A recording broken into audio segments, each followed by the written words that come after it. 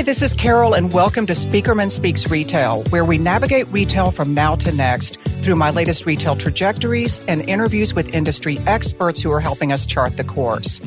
In past episodes, we've talked a lot about how retailers have responded to the pandemic, to supply chain snags and labor shortages. And on the upside, we've also explored all kinds of cool technology that retailers have at their disposal and more that's set to be unleashed this year. But today, we have an awesome opportunity to take a deep dive into how all of this change and opportunity is impacting consumers.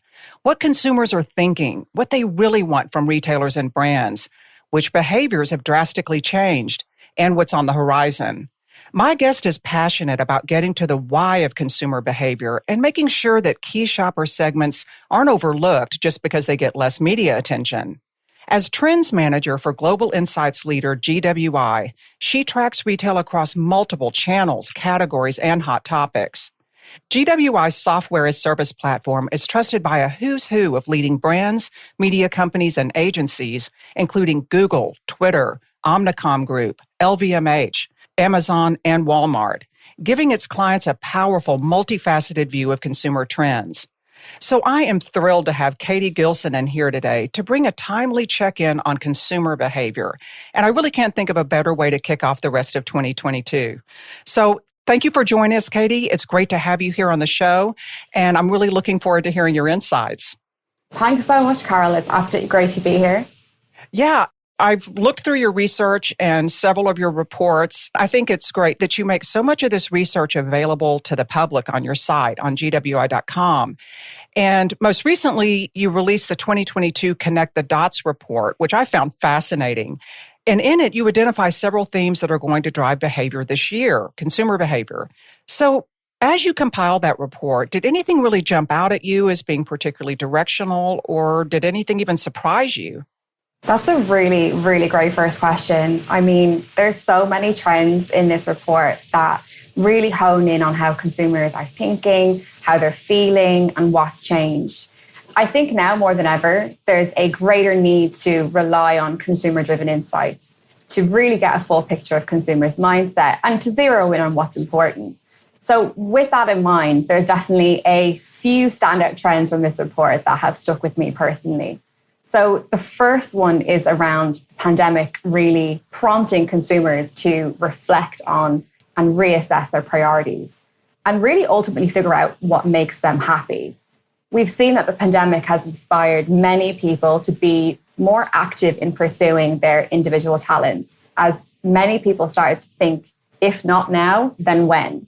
We see this feeling crop up in our research. So in the US, for example, internet users there are feeling bolder, they're feeling more adventurous and more creative than ever before.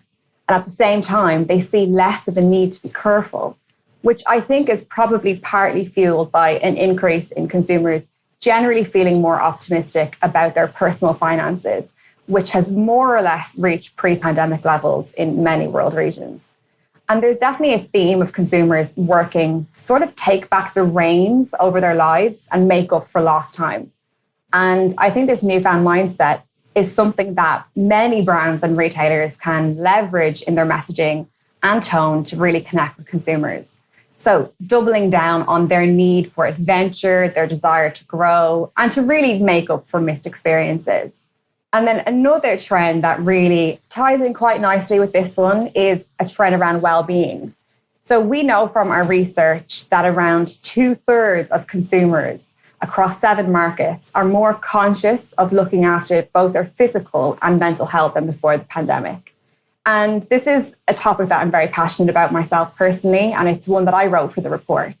But my key standout insight for me was around how younger consumers are setting more boundaries and limits as a way to manage their mental well-being.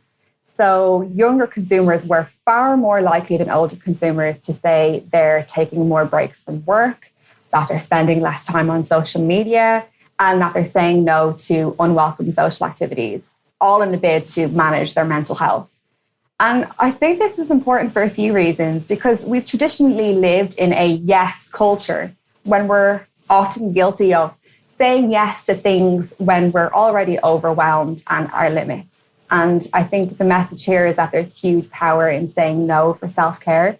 And for both brands and retailers, it's something they not only need to bear in mind for their own employees, but also when it comes to connecting with consumers. So thinking of things like, how can they be part of consumers' healthy me time? How can they inspire consumers to take time out? We know that consumers are more mindful of proactively staying well, and they'll likely gravitate towards brands that help empower them to do this. I find that surprising because you hear so much gloom and doom. And of course, the pandemic is dragging on, but it sounds really positive. But also, too, that what an interesting point that maybe it's positive because especially these younger consumers are being a lot more protective of their space and of their time and not letting other things in. Yes, exactly. I think it's definitely more of an awareness now of our limits and not being afraid to, say no. And I think there's so many opportunities for brands and retailers in this space to help consumers on their well-being journey. And with anxiety and other kind of mental health conditions rising, it's something that's unavoidable. And ideally, brands and retailers want to be part of that conversation in a good way and hopefully help consumers along their way, especially as we continue to navigate through many, many unknowns. And it's been a very difficult 2 years for many, many people. Yeah, brands have an opportunity to tap in and to that and meet consumers where they are rather than trying to fight these dynamics. So that's great. Yeah. And one thing that I found really interesting in your reports and frankly encouraging is that price really isn't everything in the minds of consumers, despite what you read. In fact, in your commerce report, GWI talked about how there's been a decrease in consumers identifying as being thrifty. And there's also an overall reduction in coupon usage. And beyond that, you reported on all kinds of other factors that can overtake and mitigate this concern around price. So, Katie, especially with inflation concerns and supply chain related price increases still being an everyday reality, you shared some ideas just a minute ago, but can you tell us some ways that brands and retailers can stop that race to the bottom on price and not have that knee-jerk discounting instinct? Yeah, for sure. I think what's really important here is that it's not just consumers' shopping behaviors that have changed during the pandemic, but also their expectations of value when it comes to what they buy and what that means.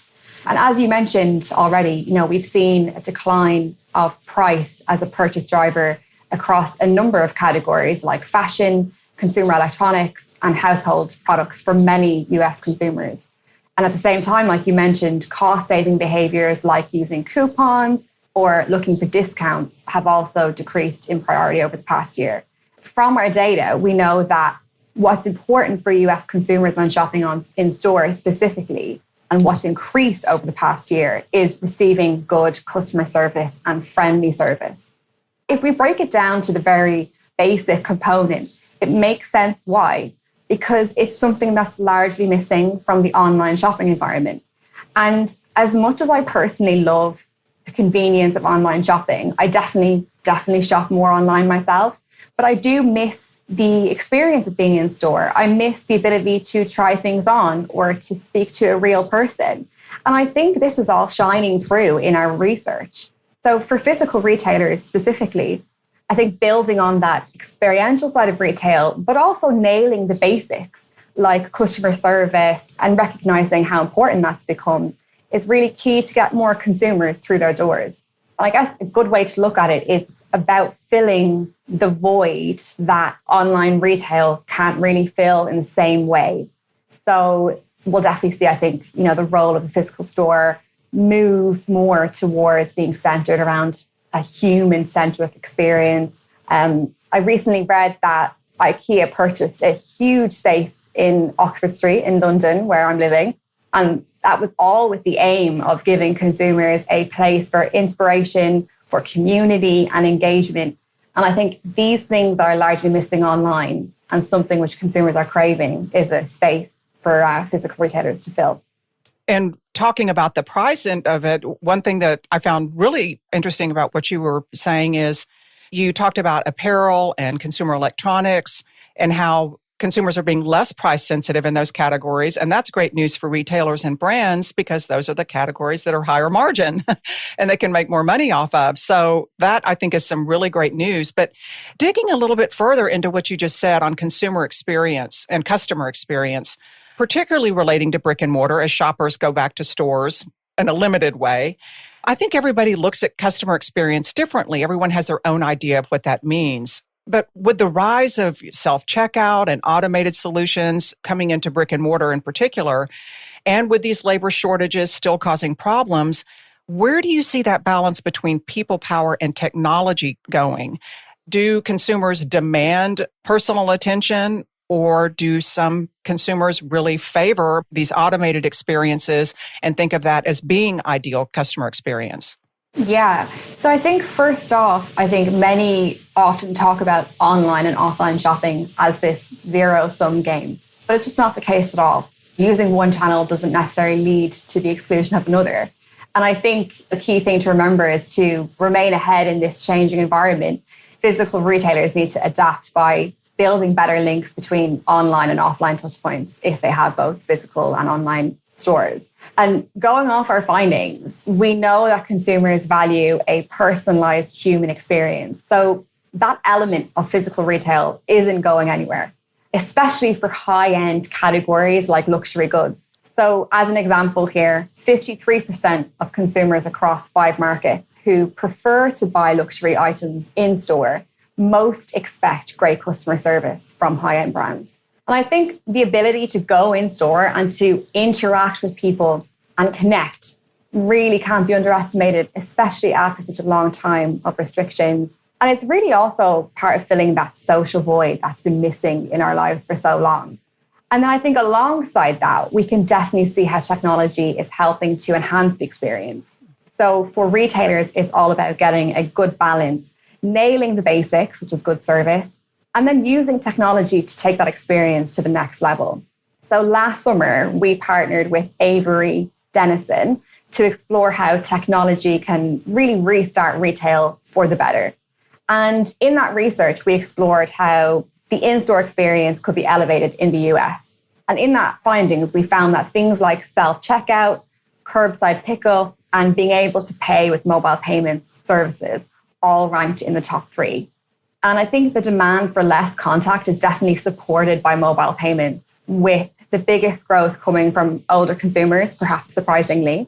So as of Q3 2021, 20% of US Gen X and baby boomers are now using mobile payment services like Venmo and Apple Pay at least weekly. And that's an increase of around 50% since Q2 2020.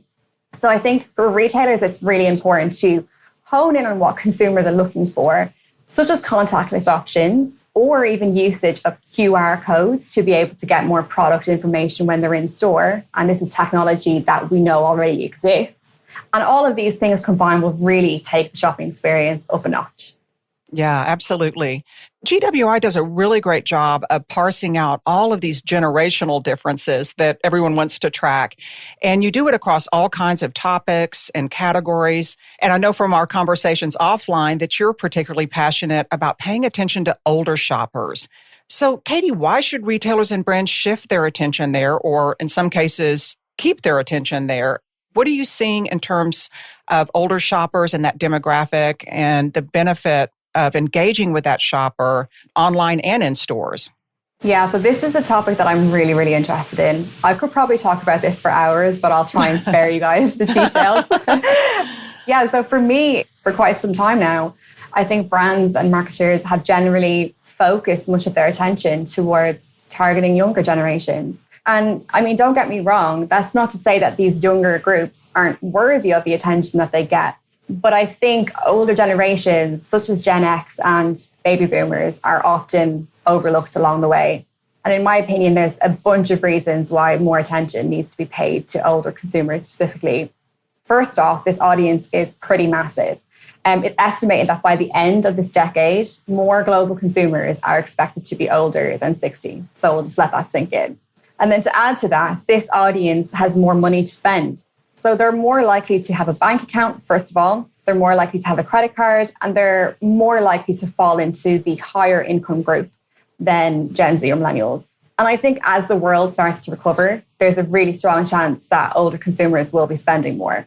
And then not only that, when it comes to their online digital behaviors, we've seen huge shifts here. And probably more importantly, it's something that looks set to last as well. Just to break down a misconception, I've often heard before and seen articles online around older consumers being less online savvy, not as tech-oriented as younger consumers. And while they may have shown less of a reliance on technology in the past, this has changed. So we now know that mobiles are essential to this group. If we take Europe as an example here, from our research, we know that Gen X and boomers here are spending around 2 hours and 15 minutes on their mobile every day. And this is an increase from just 1 hour in 2015. So I think this really gives us an amazing view of how specifically mobile behaviors have changed over time. And even if we go back to the very start of the pandemic in Q2 2020, we saw this older group pass another significant milestone where for the first time, they considered mobiles to be more important than PCs or laptops. And we've also seen changes in other behaviors related to tech like smartwatches and wristbands. Huge growth among Gen X and boomers for owning devices like these. And I think this also ties in really well with how they view their well-being more generally. And as I covered earlier on at the very start, we know that more people are taking a proactive approach to managing their health. And older consumers are also generally more at risk as well.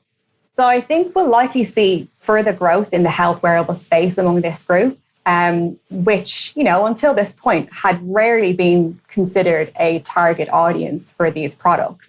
The average age of the person that you see on a smartwatch ad is still pretty low, in my opinion.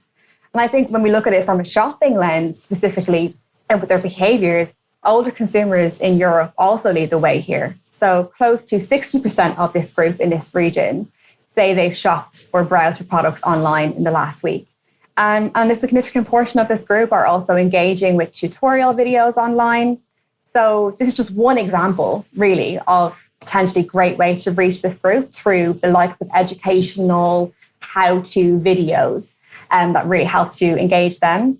And all of this is just a snippet, like a little tiny snapshot of how their behaviors have changed and how digitized they've become. But I think it makes it crystal clear that they really shouldn't be overlooked. And one insight that still sticks with me, even after 3 years of working at this company, is that baby boomers are the least likely to agree that they feel represented in the advertising that they see. So I think this speaks volumes as to how much work there is to do to help them feel included, to help them feel seen and heard. And I think there's lots of space and lots of opportunities. That is so interesting. And the big takeaway that I got from what you just said is that it is about change. It's not just about not underestimating, but also tracking it and making sure that you're staying on top of those changes and new behaviors.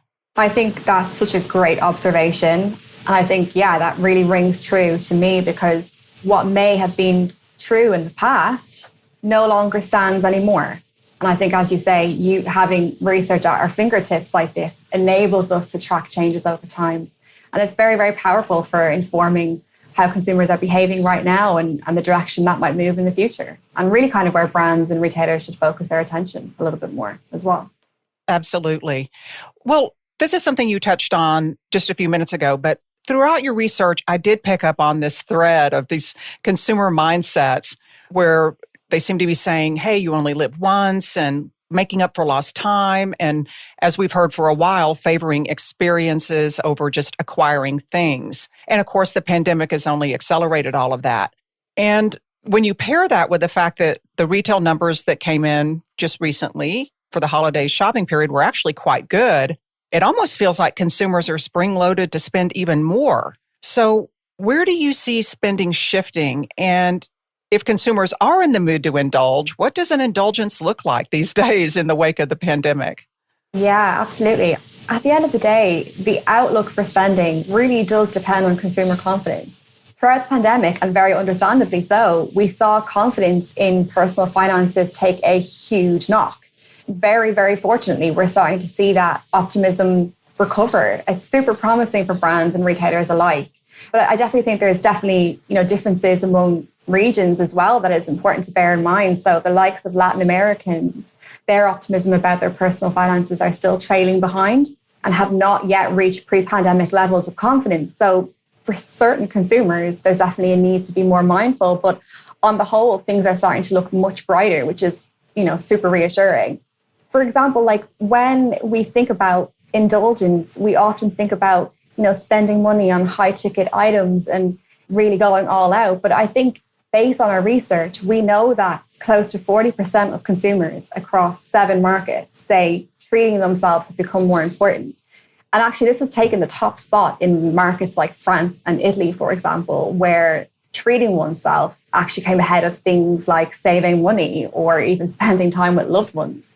So there's definitely a shift in how consumers are feeling and the need to take more time for ourselves. And I think for brands and retailers, aligning their messaging with this, new YOLO outlook and really doubling down on consumers' need to make up for lost time will definitely help them stand out. This obviously applies across so many different industries, but I think a really great example is travel. So looking at our most recent December research around New Year's resolutions, traveling more has seen the biggest increase among those who plan to make resolutions in the US and the UK since this time last year. So it's definitely a signal that increased travel spend could be on the horizon. And linking back to what I said at the start around mental well-being becoming more important, and self-care, will likely also see an uptick in people purchasing more personal care products, maybe even luxury products. So there might be a mix of some big ticket category spends, but I think it doesn't necessarily have to mean consumers are only looking to indulge on very expensive items. It could be smaller purchases that are more related to managing well-being and focusing more on self-care that consumers turn to. But I think generally it's a really exciting opportunity for brands to leverage this new mentality and kind of help empower consumers to dream. That's interesting too, because before you had mentioned this risk-taking mindset as well and stepping out and being more willing to take risks. And if you pair that with the travel piece, maybe consumers are saying, hey, it's worth the risk in the pandemic to actually plan a trip. It'll be interesting to see how all of those elements come together to impact how consumers indulge and also take care of themselves. Yeah, exactly. There's a whole range of things at play here that I think are just super interesting to see unfold. When you mentioned travel there, like we've missed out on so much. Even as a consumer myself, I haven't properly gone and fulfilled all of my travel wish lists for such a long time. And I think, there's going to be so much potential for brands to really tap into this newfound need for adventure and to make for a time that they've missed out on. In my last episode, I talked about how 2021 was a year where brands had all kinds of options and they were exploring all kinds of different options, direct to consumer, different distribution options. And along with that, saying that 2022, I think really needs to be a year of setting priorities and narrowing some of those options. And I noticed in your reports that your findings are that brand loyalty, unfortunately, continues to be on the decline. So what can brands do about that? And what should they be prioritizing in 2022 in order to mitigate that? Or can they? It's a really good question. And it's quite a big question because in our research, there's definitely been a very, very huge shift in, American consumers wanting to stay loyal to the brands that they buy from. And I think it's definitely a signal that retailers can't get complacent. So I think one way of potentially bridging this gap is by understanding how expectations have changed. So American consumers, especially younger ones, increasingly want brands they buy from to reflect their values and what matters to them. And we've seen that these values are predominantly progressive ones too. So across the past year, we've seen the portion of consumers who want brands to be inclusive and to support diversity in the US grow. And on a more global level, consumers highlight being eco-friendly as the most important quality a brand can have, full stop. And this is increasingly becoming more important when choosing brands to buy from. So in the US, for example, when looking at what's important to shoppers when buying clothes, the sustainability of items has increased in importance since Q2 2020, while factors like price and style have gone down. And I think there are many ways that fashion brands and retailers can work towards creating sustainable and accessible products. You can use recycled materials, selling secondhand goods, which we know is on the rise, or even collaborating with industry thought leaders are just some of the ways to encourage a culture shift. For example, with H&M, they created something called the Green Machine.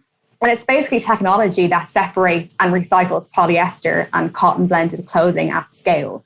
We've seen other brands like Patagonia have a dedicated worn wear store to sell secondhand products and really reduce waste. So I think in a marketplace where loyalty is becoming increasingly fragile, connecting with shoppers on a core level with their values is becoming an essential point of differentiation. And also, at a time when social media increasingly puts brand actions under the spotlight, I think now's not the time to lag behind or risk falling out of favor with some of these more conscious shoppers. So it's definitely something to bear in mind. Well, and it reinforces that as much as we hear about sustainability and some of the things that you just mentioned, sometimes you can think, well, that's old news or we're talking too much about it. But it sounds like you've got to stay on it and not just think of it as a fringe aspect or driver for consumers, because if anything, it sounds like you're saying it's getting even more important. Yeah, for sure. And there's more attention being brought on brands nowadays that don't make steps in this direction. And there's so many areas where there's room for improvement in sustainability. I mean, fast fashion is one, but there's also more of a focus on how consumers dispose of electronic items. And we found in our research that not many consumers know what to do with them. There is definitely a knowledge gap here as well. And I think, there's lots of potential here for brands to be seen as leading the way and making genuine steps in the right direction, because it is something that consumers are starting to look at more and more. So it continues to evolve, and it sounds like education even is perhaps a factor and an opportunity. Absolutely, for sure. Well, you touched on social media just a second ago, and the rise in social commerce, it's undeniable. I think it's going to be a big trend going into 2022. And it's allowing brands not only to go direct to consumer more easily, but finally to monetize that discovery process in social media and that social engagement. It's no longer just about, well, not everything that matters can be measured. Now they can actually monetize their social media engagement. So, Katie, what do you think brands need to know to make the most of that social commerce opportunity going into 2022? I think as a first step, it's really important to understand the role social media plays in consumers' overall purchase journey. And it's a pretty big one. So social media has quickly become a key way to discover brands and products, especially among Gen Z. So for the first time ever in our research in Q3 2020, ads seen on social media overtook search engines as the most popular way to discover new brands or products among Gen Z. While for every other generation, search engines still rank top for brand discovery. And we see a similar theme when it comes to online product research too. So where social networks are out on top for Gen Zs, again, coming out on top ahead of search engines, things like consumer review sites and product and brand sites as well. So social media is already ingrained in the purchase journey. So then when we take a step and look at social shopping specifically, while it's definitely taken flight, it does land very differently around the world. So for consumers in Latin America, for example, they lead the way when it comes to engaging in promoted content on social media and making in-app purchases through the likes of Facebook Marketplace or Instagram Shopping Bag. While at the other end of the spectrum, consumers in Europe are the least likely to engage in these activities. And this might partly be down to European consumers being the least confident about how their data is handled online to begin with. So there's definitely privacy concerns are quite a big hurdle to overcome here. But I think some ways to create more trust is by involving shoppers more in the process, such as maybe asking questions about their shop using features like polls. Maybe it means encouraging social shoppers to share their purchases, or perhaps even prompting creators to review their store. Consumers are more likely to give social shopping a go if the idea comes from someone that they trust. So I think building this community aspect is pretty important. I think one thing to flag here as more of a watch out for brands and retailers is when it comes to involving creators in the process, I think it's important to consider first what consumers want to see from the content they see online. So we know from our CTG research, which is our Connecting the Dots research, that there's a stronger push from consumers for less picture-perfect posts online, especially among Gen Z, who not only spend the most time on social media per day, but are also the most anxious about how much time they spend on platforms. So they're quite aware of it. And these younger generations are more likely than other age groups to say there's too much pressure to be perfect on social media and that people should show more of their real selves on social as well. So younger audiences definitely want to see the social media environment become more healthy, become more open, and become more pressure-free. And I think a lot of this comes down to what shows up on their news feeds. And as I said before, I think with mental health becoming so important and unavoidable, and consumers thinking more holistically about their health, it's definitely up to brands and creators to focus on honing in on a more honest, inclusive, and carefree environment, because we know that that's what consumers are looking for. That's some great guidance. And what I love about what you said is that it seems to be one area that is multi-generational. So you really can't lose by being very focused on the social media piece of it, really taking care with it, messaging that authenticity, and again, not thinking of it as just a fringe opportunity. Yeah, for sure. I think considering mental health is becoming so important. I think for brands and creators and anyone really engaging with consumers via social, it's important to be mindful of how they engage with consumers and being mindful that, many people are struggling right now. And I think social media is a great space to reach consumers. It most definitely is. We can see that across every touch point in the purchase journey. But I think bearing in mind how they do it and taking in kind of the full picture of how consumers are feeling and what they want to see from content online is super important. So maybe rather than picture perfect posts, maybe it's something, using humor. That's just one example, but I think it's something that's more relatable to many of us, really. Yeah, absolutely. Well, GWI also tracks all of the action that's happening on the financial front, whether it's, all the new financial tools that are available out there, all of the new players that are coming into that space, and of course, the buy now, pay later movement that you keep hearing more about. Do you see buy now, pay later benefiting certain categories, or what trends do you see there? Yeah, so I think to answer that question, we definitely need to first understand which audiences are most receptive to buy now, pay later services. And from our global research, we can see that millennials are the biggest users of these services overall. And younger audiences generally are less likely to own a credit card compared to older consumers, which I think signals that they don't necessarily view buy now, pay later services in the same way as traditional credit card or those old style methods. And given the life stage, many millennials are getting married, many are buying a house or having a family. I think we'll increasingly see buy now, pay later services being used for more bigger ticket categories due to their life stage that they're at. So giving them more flexibility to spread the cost at a time when, there tends to be a lot of life change. And it's easy to see why for some this would be a key purchase driver. I think obviously we can't talk about buy now, pay later services without at least mentioning the risk that some consumers might overextend themselves. But I think we know from our research that younger consumers are increasingly receptive to the wealth of advice that's baked into many digital financial services. So as an example, in the US, Gen Zs are the most likely generation to say they look for financial advice. And since Q2 2020, there's been a 14% growth in the number of millennials saying the same. So for providers, it's really about doubling down on offering financial advice to help younger consumers be more aware of how they spend and the impact that can have on their lives as well.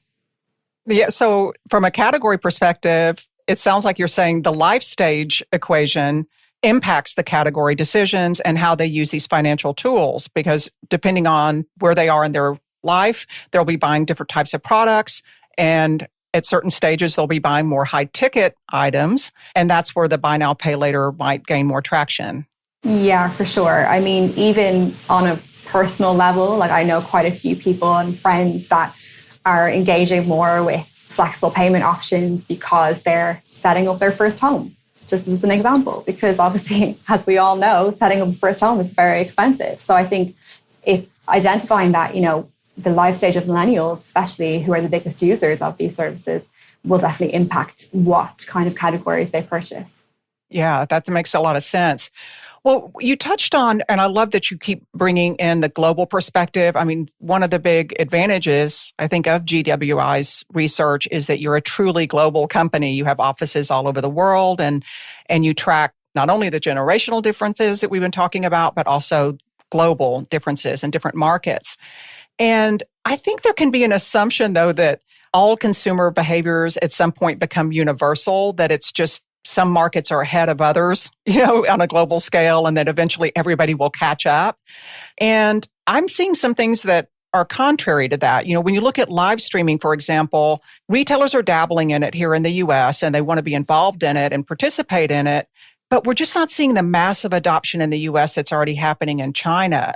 So what are your thoughts on, first of all, the live streaming dynamic and the viability of it? And also, are there any other trends or consumer behaviors that you think are just probably going to stay locked in certain markets and not necessarily become universal global trends? That's a very good question. I mean, yeah, China has certainly been a pioneer for live stream shopping, and it's often looked to as a shining example in other countries as well. So if we use our research here in Q3 2021, 47% of online shoppers in China watched a live stream weekly. And we know that billions were sold, products by influencers during Singles Day last year. But from our research, we know that this trend isn't exclusive to China by any means. While it might have started in China and is still really, really big there, in our data, we're starting to see upticks across other markets as well. So consumers in 4 countries have actually surpassed China for live stream engagement. And certain countries as well in the Middle East and Africa, like Morocco, UAE, and South Africa, have all seen significant jumps as well in live stream engagement since Q1 2021. And if we turn our attention to North America for a second as well, we can see that 30% of online shoppers say they've watched a live video stream in the past week. And this is rising to 36% among Gen Z millennials. Is that translating to purchases, or is it mostly just sort of passive entertainment? Or are they literally using it as a commerce channel? Yeah, so it's a bit of both. When we look at the reasons why social media users in North America use social networks, we can see that compared to Q4 2020, people there are logging onto social platforms with more of a commercial kind of focused intentions. So more people are logging on to find content, to find inspiration for things, to find products to purchase, and to watch live streams. So there's definitely a bit of both about consumers generally engaging more with live streams, videos, and short form video content as well, particularly younger generations. But we're also seeing this manifest in reasons why they go onto social and how that might influence how they might purchase as well. Yeah, it sounds like something that they're not going to be able to sit out and just opt out of, but it might take some time for it to be monetized, very much like social media. Exactly. I think it'll be a bit of a wait and see approach with this one. But I think with the interest people have in video content and the increased interest in live streams, it's certainly a space that I think many retailers will start to experiment with and see how it goes. Absolutely. And when these big retailers take the lead, others tend to follow. So exactly, you said it. Well, this has been such a great conversation. And I end every interview with one question that I'll pose to you now to answer any way that you see fit. And that is, what's next? What a big question. One way to end that would be really highlight the importance of relying on the right data to help companies understand audiences and stay ahead. And I think even as the world changes and people change, our data specifically allows companies to keep pace and really get at the heart of what matters to consumers. And it's why I'm so passionate about what I do as well. And it's actually one of the reasons why we've made one of our products, GWI Zeitgeist, which is our monthly data set across 9 markets, which really focuses on timely, relevant topics that really matter. We've made that free for people to use. So you don't need to be a client to use it, and there's no strings attached, nothing like that. you just simply sign up and you'll get access to data on topics that matter. So things like sustainability, travel attitudes and behaviors, the Winter Olympics, metaverses, I mean, much, much more. So I think, yeah, it's definitely something I'd recommend checking out. And I think, yeah, we'll probably include it on the podcast page as well. So hopefully people find it useful. Yeah, great. So that's GWI Zeitgeist, and it's on your site at GWI.com? Yes, exactly. Awesome. And you said it's a monthly report, so it sounds like you're constantly updating it. Yeah, it's monthly research that we release in 9 markets, and we make sure that we cover kind of the topics that really matter. And, you know, a lot of our clients are asking for topics on travel, like what's happening for the year ahead or what's next for sustainable fashion. So, yeah, we cover things that we really think hone in on what matters to consumers now. Well, great. That sounds like a really good resource, and one that, again, the continual updates in light of everything that we've talked about seem to be pretty important because just there's constant change. So I really enjoy this conversation. I could pick your brain all day. I think we've really only scratched the surface of the topics that you track and all of the nuances and, again, just the rapid change that's happening. But thank you for giving us a snapshot today, Katie. I really appreciate it. And I hope to have you back so that we can stay up to date on what's happening with consumers around the globe and all of the great dynamics that you guys are tracking. That would be great. It was so nice to be here. Thanks so much for the conversation. Yeah, it was a pleasure. And I encourage everyone to visit GWI.com to check out all of their research. They have lots of different reports that focus on different topics. And as she just mentioned, Katie mentioned the Zeitgeist report, which is a monthly report that you can access without any strings attached. And also what I really like about your research is you present it in a really fun way as well. It's very visual and very easy to absorb. And I love the way that you segment everything out. It's actually fun to look at your research. It's not like this big, long, boring, voluminous product. So I encourage everybody to check that out at GWI.com. And on that note, we'll wrap up this episode of Speakerman Speaks Retail, and I hope you'll continue to listen in every other Tuesday. Our next episode will break on February 8th, and you can also subscribe through your favorite podcast platforms. In the meantime, you can find me on Twitter at Retail Expert, XPERT, and you also can check out my media updates and speaking engagements at speakermanretail.com. So thanks everyone for tuning in, and I'll see you next time.